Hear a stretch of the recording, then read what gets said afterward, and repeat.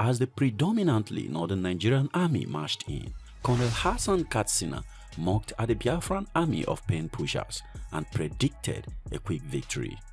Because of their superior speed, ingenuity, and resourcefulness, the Biafrans believed that if they could hold out for a few months, the Nigerians would recognize the folly of the war and return home or negotiate.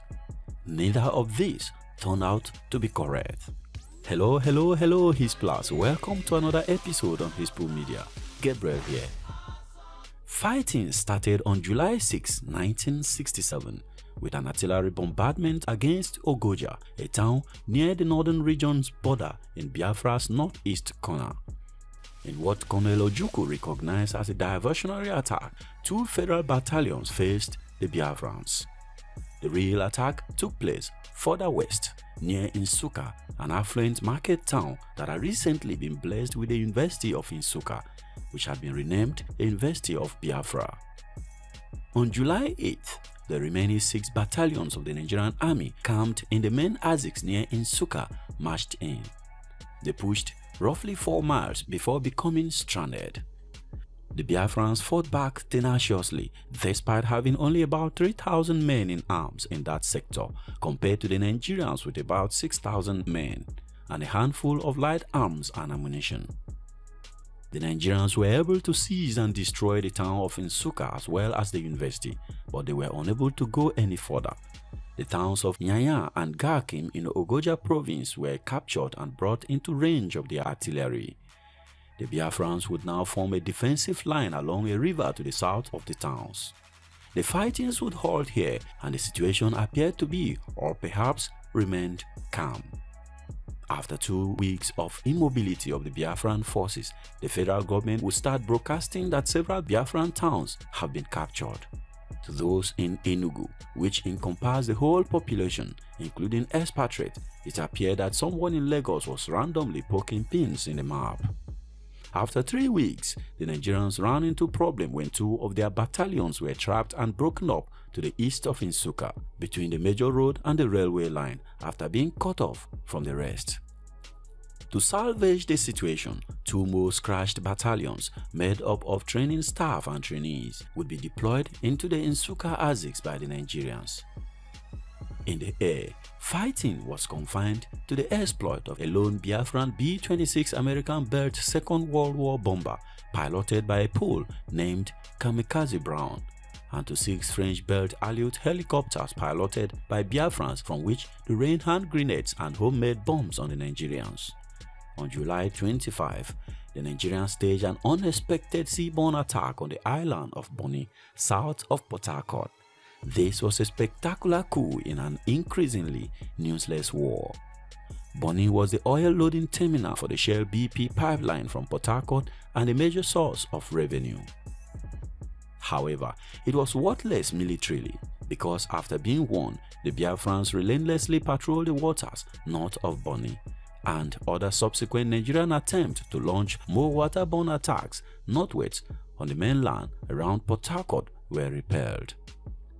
On August 9, the Biafrans struck in earnest with a coup that shook observers both in Biafra and Lagos. Starting at dawn, a mobile brigade of 3,000 men they had carefully prepared in secret swept across the Onitsha Bridge into the Midwest. In 10 hours of daylight, the region had fallen, and the towns of Warri, Sapele, oil center at Ugheli, Agbo, Uromi, Ogoja, and Benin City were occupied by Biafran forces. Of the small army of the Midwest, nothing was heard. The capture of the Midwest changed the balance of the war and put the whole of Nigeria's oil resources under Biafran control. At this time, Biafra had taken about 20,000 square miles of Nigeria's territory, but loses around 500 square miles of her own land in 3 minor sections along the periphery. More importantly, the entire Nigerian infantry force was thousands of kilometers away on the other side. With the Niger River separating them from the route leading back to the capital in Lagos, they were unable to act. The road to Lagos was open and undefended for the Biafrans. Colonel Ojukwu then went to great lengths to appease the Midwest non-Igbo population and assure them that he meant no harm to them. For about a week, delegation of tribal chiefs, bankers, traders, chambers of commerce representatives, army personnel, and church dignitaries came to Enugu to visit the Biafran leader and be reassured. Colonel Ojukwu anticipated that forming an alliance with two of the three southern regions would persuade the West and force the federal government to negotiate. After a week, it became clear that this would not be the case, and Ojukwu gave the order for Biafran army to advance westward. The Biafrans crossed the Ofusu River Bridge, which marks the border with the western region, on August 16th. A brief brawl ensued with Nigerian troops, who subsequently withdrew. The Biafrans were jubilant as they inspected the Nigerian dead. It indicates that the Nigerian troops were from the Federal Guard, Gowon's personal bodyguard of 500 thieves who were ordinarily stationed in Lagos. It was assumed that if he had to use these, there must be nothing else available. On August 28th, Biafrans invaded Warri, a town 35 miles west of Lagos and 230 miles west of Enugu. Here, the Nigerian army, comprising mostly thief soldiers of the Federal Guards, got even their worst beating this time, and they abjectly retreated in disorder. To onlookers at the time, it appeared that only 10 weeks after the Arab-Israeli War, another military miracle had happened, with tiny Biafra overthrowing Nigeria's government. A sudden motorized push at that time along any one of three major roads available would have put Biafran forces deep into the Yoruba heartland and at the gates of Lagos. Such was the order Ojukwu gave to his forces. According to sources inside the American embassy, on August 20th, the Westerners were on the verge of adopting a policy of appeasing the Biafrans in order to save their skins. Gowon had ordered his private plane to be prepared for a flight back to Zaria in the north. British High Commissioner Sir David Hunt and the American ambassador Mr. James Matthews allegedly had a long and serious talk with Gowon in Dodan Barracks. It was after these talks that the nervous Gowon agreed to stay back and fight. The news of this intervention reached Ojukwu, causing outrage among British and American citizens in Biafra. The decision of Gowon to stay on saved his government from collapse and ensured the continuation of the war. Had he fled, however, there seems little doubt the West would have swung over and Nigeria would have developed into a confederation of three states. The Biafran suspicion have been that the carrot that tempted Gowon and his fellow minority men to stay in power was the pledge of British and American aid. Certainly, the aid followed hard and fast from that date. The fall of the Midwest had one other byproduct. It opened Nigeria's eye to the fact that they were fighting a war.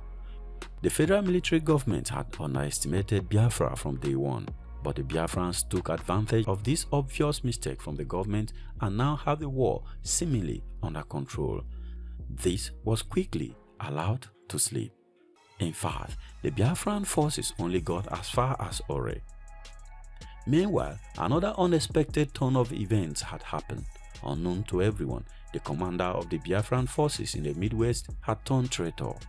Victor Banjo was a Yoruba who served in the Nigerian army as a major before being imprisoned by General Ironsi for allegedly plotting against him. His prison was in the eastern region. From here, he was released by Colonel Ojukwu at the outbreak of the war and given a commission in the Biafran army. Why Ojukwu chooses Banjo to command the troops marching towards the west has not been fully explained. But the two soldiers were good friends and Ojukwu had full confidence in his abilities. Secondly, being a Yoruba from western region, Banjo was familiar with the terrain and could use the language to convince the Yorubas in the occupied territories to support the war. With the rank of brigadier, Banjo commanded the S Brigade that marched into the Midwest and down to Warri. According to his own confession after he was unmasked and arrested, he had concluded after August 9 that he would enter into talks with the leaders of the West, notably Chief Awolowo. He asked Ejo to act as a mediator between himself and Awolowo, but Ejo declined to take the risk. According to Banjo, he would later relay messages using the sideband radio of British Deputy High Commission in Benin. A British official communicated these messages in German to another official in the High Commission in Lagos. The message was passed on to Chief Awolowo. The plot Banjo revealed was typically Yoruba in its complexity. He was to destroy Biafra by withdrawing troops from the Midwest under various pretexts, arrest and assassinate Ojukwu, and declare the war over. He would subsequently return to his own region as a Nigerian hero. His past would now be forgiven and forgotten. He went on to say that the second part of the plan, which would be revealed later, was for him and Awolowo to rally the newly recruited Yoruba army to his cause and topple Gowon. This would allow him to take over the presidency of Nigeria and give Awolowo his long-desired premiership. It seems unlikely, though, that the Gowon government was informed of this postscript. Colonel Ifeajuna, who had also been released from prison, a Moscow-trained communist officer, Major Philip Alale, a Biafran Foreign Service official, Sam Agbam, who did some of the negotiation between the two sides while out of Biafra, and several other junior officers and functionaries were all recruited into Banjo's plot. He was ready to execute this plot by mid-September. Despite being frustrated by the lack of action in the West, Colonel Ojukwu continued to believe Banjo and accept his claims of administrative issues, manpower shortages, lack of firearms and ammunition, and so on. True, the Nigerians had grown stronger in the 3 weeks that has passed. The Nigerians had formed 2 fresh brigades through a hasty 1-week recruitment campaign that brought into uniform diverse elements such as college students and prison inmates. This was the 2nd division that was commanded by Colonel Moritala Mohammed. The division fought back from the western region. As late as the first week of September, the deployment of swift motorized column could have put the Biafrans in a commanding position in the western region. But on September 12, Banjo gave orders to withdraw from Benin City without firing a shot. He was not authorized to do so. Mohammed didn't arrive in Benin until September 21st. Banjo also issued orders to withdraw from Warri, Sapele, Auji, Igweben, and other strategic locations.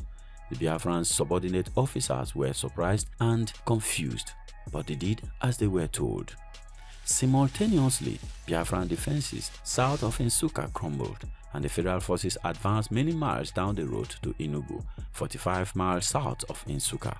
At this point, Banjo decided to attack Ojukwu directly. In the Midwest, he met with Ifeajuna and Alale to finalize the plans for the assassination, which was to take place on September 19, coinciding with Banjo's presence in Enugu, where he had been asked to explain what he was doing in Midwest. None of the 3 seemed to realize that time had run out. Surprisingly, they had told several other officers and civilians about the plans, without first checking to see if they would remain faithful to Ojukwu. In fact, most of them did, but some had already gone to meet him with the details of the plot. It took a lot of persuasion to convince him, but the facts were beginning to speak for themselves. Ifeajuna and Alale were each summoned to State House, where Ojukwu met them and ordered their arrest. Banjo was summoned as well, but he arrived with a strong escort of men who he wanted to bring into the premises. He was convinced that they could remain at the entrance until he returned, while he went in alone but armed. He agreed. Colonel Ojukwu's police ADC, a clever young inspector, went out to the guard post with a bottle of gin while he was waiting in the anteroom. He offered them to come to his place nearby to enjoy some more after passing it around. They all agreed and marched off. Watchers inside State House observed their departure and then swung their automatic weapons at Banjo. He was disarmed before being led to see the Biafran leader. It was 6 hours to the time Colonel Ojukwu should have been assassinated, being close to midnight on September 18. The army became traumatized and demoralized. Even though the ordinary soldier remained loyal to Ojukwu, the entire officer corps was discredited. Although torn by his friendship with Banjo and a relation by marriage to Alale, Ojukwu had to set an example to avoid a repeat of this kind of plot. The 4 ringleaders were tried by special tribunal, sentenced to death for high treason, and executed by firing squad on September 22, 1967. The exact degree of complicity of some of the British officials in Nigeria remained a matter of speculation in Biafra. In his confession, though, Banjo implicated the British Deputy High Commission in Benin and the High Commission in Lagos as having been his liaison men with Awolowo and Gowon. Correspondents in Lagos later remarked they had noticed a sudden buoyancy among British officials in the middle of September, a confident assurance that it will all be over in a few days. This was in stark contrast to the near panic of 20th August and a prophecy hardly merited by the military situation. But after the attempted coup against Ojukwu, things actually changed. The damage in Biafra was enormous. We will look at what happened from now on in our subsequent video. You'll be doing us a massive favor by liking this video so that more people can see it. Subscribe if you have not done so, and I will see you in the next video. Thank you very much for watching. Peace.